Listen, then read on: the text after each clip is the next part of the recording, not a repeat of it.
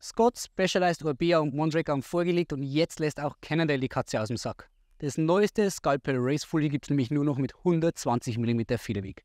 Und wir haben nicht nur ein Bein über das neue Racefully hier geschwungen, sondern es auch in der Werkstatt komplett zerlegt, um für euch zu checken, ob das Sculpel seinem ikonischen Ruf der Vorgänger gerecht wird.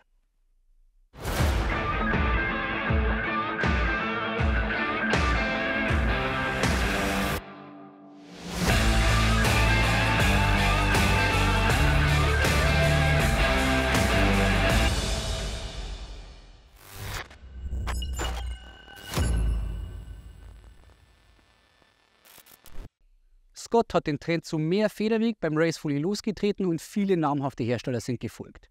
Und jetzt streicht auch Cannondale das Angebot eines 100 mm Racefullys komplett aus seinem Katalog. Die Gründe für den Trend zu mehr Federweg beim Racefully sind vielfältig. Erstens werden Cross-Country-Rennstrecken immer extremer. Wer um den Sieg mitfahren will, braucht auch einen adäquaten Untersatz, mit dem er bergab entspannt runterkommt. Und zweitens sind viele Hersteller in der Pflicht, wirtschaftlicher zu arbeiten. Und die Reduktion der Modelle im Katalog ist ein wichtiger Schritt dabei. Denn jedes Modell, das der Hersteller fabriziert und sich auf Lager legt, verursacht natürlich Kosten. Im Vergleich zum puristischen 100 mm Ansatz mit schmalen Reifen bringt so ein Bike mit 120 mm Federweg, einer Teleskopstütze und breiten Reifen nicht mal 1 Kilo mehr Gewicht auf die Waage. Und der Effekt, den man dadurch hat, haben wir intensiv in unserem Racebike-Systemvergleich erklärt. Der Einsatzbereich wird deutlich breiter des Bikes und der Fahrspaß steigt. Aber die wichtigste Frage ist sicherlich, wie viel Racebike steckt noch im neuen Cannondale Sculpel?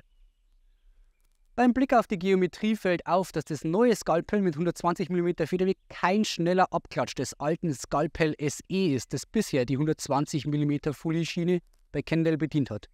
Denn der Reach ist deutlich gewachsen und das Steuerrohr ist mit 100 mm in der Größe L verdammt kurz geworden.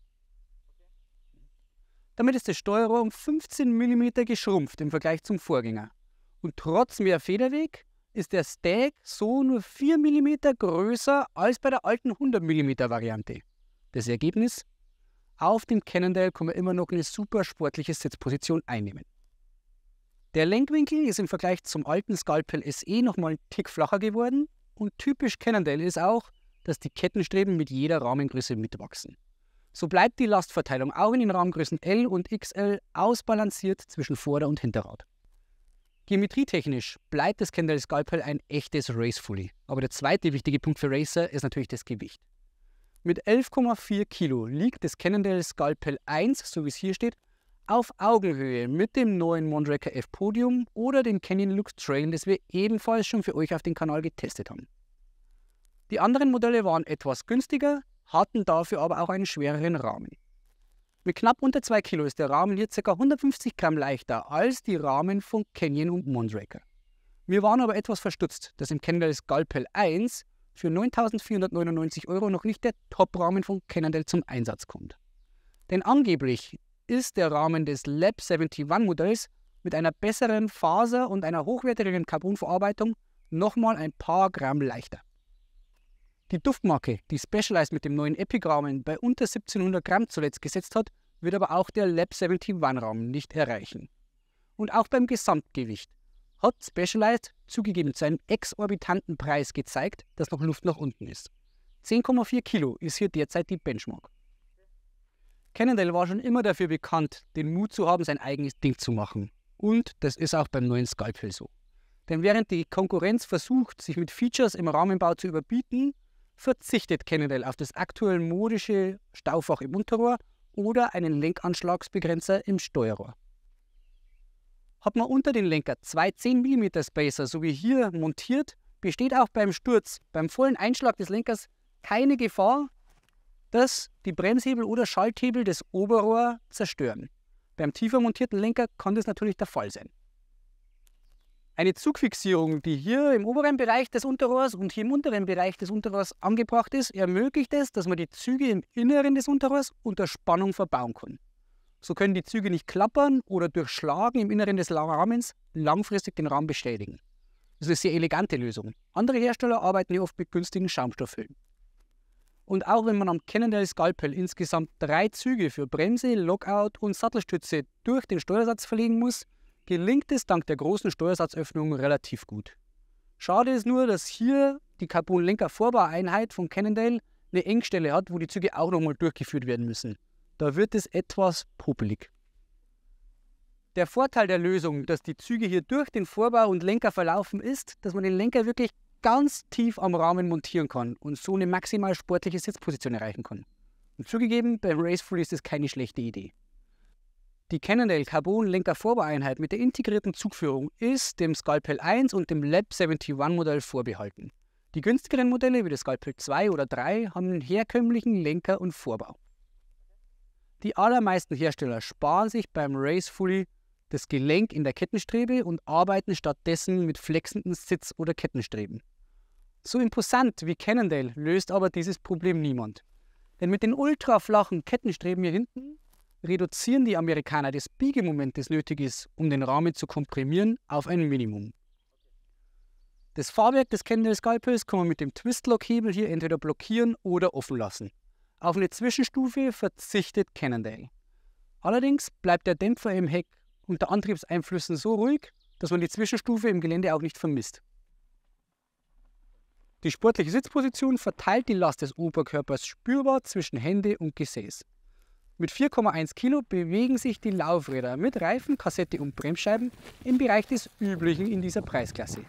Gut voran kommt man mit dem Sculpel vor allem, weil der Maxxis Aspen Hinterreifen nahezu keinen Widerstand beim Treten leistet. Bei der Geometrie beweist Cannondale ein super geschicktes Händchen. Das Handling des Bikes ist sehr direkt und der Charakter auf dem Trail bleibt ausgewogen. Das neue Sculpel ist trotz langem Reach kein sperriger Langholzlaster. Auch enge Kehren packt das Sculpel ohne Probleme und ist dabei nicht nervös. Im Gegenteil, das tiefe Tretlager und der 66,6 Grad flache Lenkwinkel vermitteln bergab jederzeit ein sicheres Fahrgefühl. Und natürlich kann man nicht über das neue Sculpel sprechen, ohne auf die Lefty-Gabel einzugehen.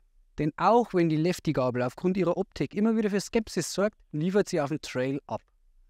Aufgrund ihrer Bauweise ist die Lefty im Bereich der Krone besonders voluminös. Und das macht sie deutlich steifer, vor allem wenn man die Bremse fasst, als andere Gabeln auf dem Markt. Mit knapp unter 1600 Gramm ist die Gabel gewichtstechnisch auf einem ähnlichen Niveau wie eine SID Ultimate. Ein großer Vorteil, den die Gabel aber hat, ist, dass sie auf Nadellagern läuft. Wenn sich also das Unterteil der Gabel und das Oberteil der Gabel beim Fahren leicht miteinander verbinden, bleibt das Losbrechmoment aufgrund der Lagerung deutlich niedriger als bei klassischen Gabeln, die auf Buchsen laufen. Die wirklich gute Geometrie und das sehr gut funktionierende und vor allem sensibel ansprechende Fahrwerk geben bergab ein durchweg sicheres Fahrgefühl. Und dazu verzögern die SRAM Vierkolbenbremsen noch adäquat. Einzig und allein der Aspen-Hinterreifen knausert etwas mit dem Grip. Cannondale konzentriert sich mit dem neuen Sculpel auf das Wesentliche. Trotz mehr Federweg bleibt das neue Sculpel ein sportliches Racebike. Beim Fahrwerk bleibt Cannondale seiner Lefty treu und die extravagante Optik wird viele Biker ansprechen. Das einarmige Konzept weiß auch auf dem Trail zu überzeugen. Beim Gewicht gibt man sich mit dem Blick auf die Konkurrenz keine Blöße, setzt aber auch keine neue absolute Benchmark. Vor allem wegen der gelungenen Geometrie schafft Cannondale die Grätsche zwischen sportlichem Racebike und spaßorientierten Trailfully besser als viele andere Hersteller. Der Preis für das Cannondale Sculpel 1 ist mit 9.499 € hoch. Ein Komplettbike mit Lefty bekommt man mit dem Sculpel 2 auch schon für 7.499 €. Dann steckt allerdings nicht die Lefty Ocho Carbon, sondern eine Alu-Version der Lefty im Steuerrohr. Und das Gewicht dürfte deutlich über 11,4 Kilo liegen.